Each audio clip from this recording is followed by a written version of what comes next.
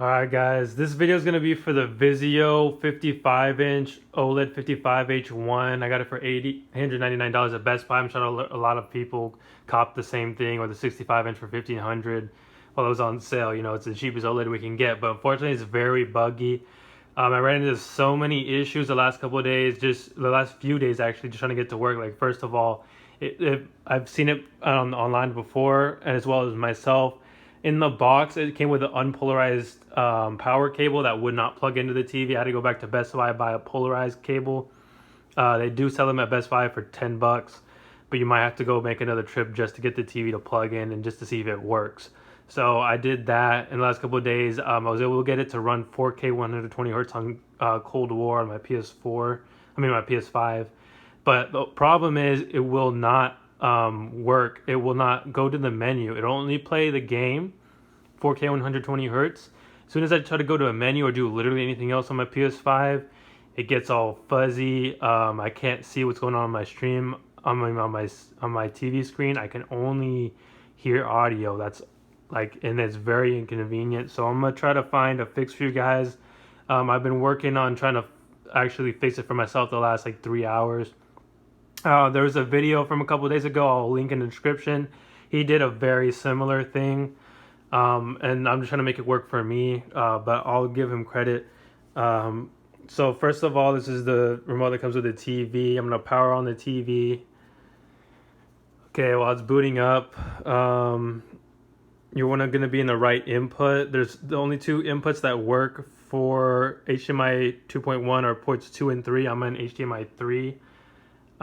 So first of all, I'm going to want to kick the PS5, and you're going to do this as well. Kick the PS5 in a safe mode. So you're going to want to plug in the power cable.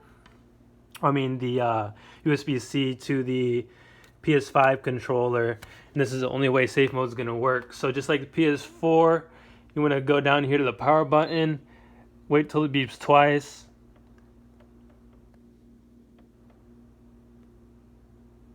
Let go of it. Now it's in safe mode. Okay, so you want to press the power button on the PS5 controller, wait for it to turn on. You're going to get this menu for the PS5. What you do here is you go to change video output, change resolution, and it's going to ask you this. You just say okay. And then while that's restarting the PS5, I'm going to go ahead and just go to picture mode on the TV. Go down to input picture settings. Make sure that HDMI mode is in 2.1. It sets it's automatically to auto. It has to be in 2.1 for this safe mode thing to work, I found. I've tried to kick it into 1.4. And then all the only options you get are automatic 720p, 1080i, 1080p, and that's not going to work for this method. You want it to handshake and kick in the HDMI 2.1, so naturally you have to have it in 2.1 for this to work correctly. It's going to be in HDR10 as well, HDR10, and you can get it up to 120 hertz once you do this correctly. So I'm going to press on HDMI 2.1. Hopefully it doesn't mess up because it was already in that mode. Okay, it still gives me the option. This wasn't working for some reason last time I tried to film this, so I made sure I changed color space range from RGB to auto. Usually I like having an RGB, but for now I'm going to keep it in auto just so this works correctly. So now that HDMI mode is selected to 2.1, not 1.4, not auto, I'm going to look back at the PS5 screen, pick up the PS5 controller, and then turn on the power button again because it turns off. Go down to 4K, and then this is important. Select the video transfer rate of 4K video. So this is going to, instead of being 444 color, it's going to go down to 422 if you select this, but this is the only way to make it work. So select -1.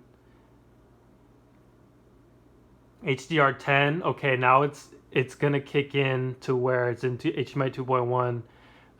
Confirm the settings before this expires. Okay, now that's definitely 4K. and it did say you guys seen the HDR10 at the time. So let me exit out of this menu. Okay, go ahead and click on my user. And then I'll check the video settings for you just to make sure it runs up to 4K 120 Hertz. Okay, see, -1 to 160p. Down here, right? This is what you want to see. It goes up to 120 Hertz. Obviously not 444 because it doesn't have capabilities of doing everything at the same time, but it's still HDR10, so that's still important. It's still in 4K mode instead of being 1080p, 60 Hertz. This is how you get it to run 4K 120 Hertz. And that, I mean, that's pretty much what it is. I can go ahead and show you some other things. Only game I have that supports all that right now is Cold War PS5 version. Make sure you're on the right version of the game. I had to delete the PS4 version of the game because sometimes it would turn that on. And now calibrating the settings. I didn't do this correctly last time. That's...